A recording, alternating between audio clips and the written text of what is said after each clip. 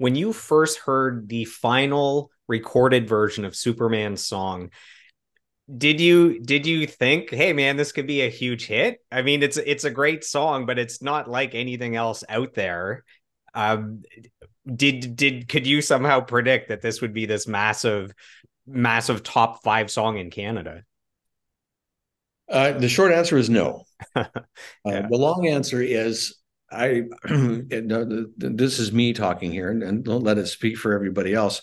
I don't know that anyone is really capable of predicting what a hit is going to be. Um, Very often, I'm not slagging the music industry.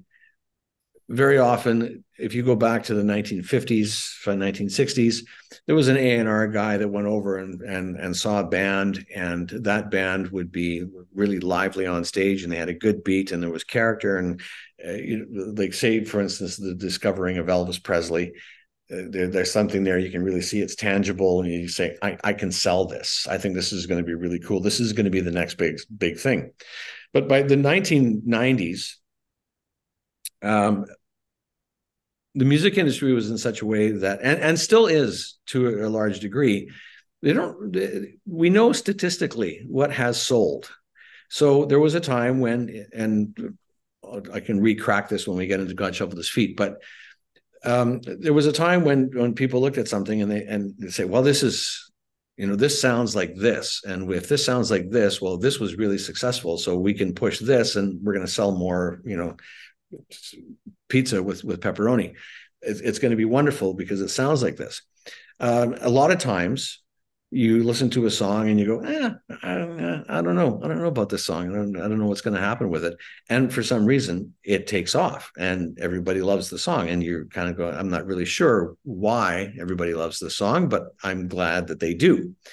But to write a song and think, it's a double-edged sword. On the one hand, if you're writing a song if you're writing a song because you want it to be a hit, wrong reasons for writing a song. Because if you don't like that song, if it's not an extension of something that you feel that that you have a lot of integrity in, and that song makes it as what we could call a hit, you're going to be playing that song every night for 30 years. And you better like it, because if you don't, it's going to be torture. But if you're writing songs that you like and they take off, then every night to play that song, every night we've been playing Superman song for 30 years, and I enjoy it every night that we play it. I approach it like it's the very first time that I'm going to play it, because I know that a lot of our audience, this is the first time they've ever heard it. And so therefore I'm going to play it the same way. I'm going to, like, it's fresh and beautiful. And I like the song. It's a good song. Brad's a good writer. But when we were doing it, it's a ballad. It's sung by a bass baritone. It's about a superhero. Doesn't really have a strong dance beat, right? If you want to use all the criteria from American Bandstand, there were a lot of things going against it. The fact that the people loved it so much was a bit of a surprise for me. Maybe for others, they kind of knew it all the time, but for me, it was a bit of a surprise. But honestly, at the time, I was just really grateful that we had something, we had a hook to hang our hat on.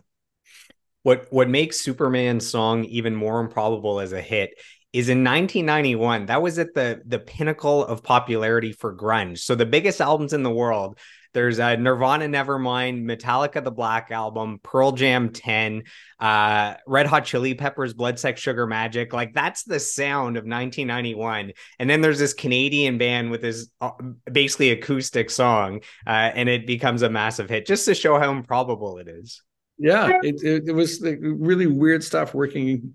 I'm not going to say working against it, but it was, like you say, it was a weird fish in the pond.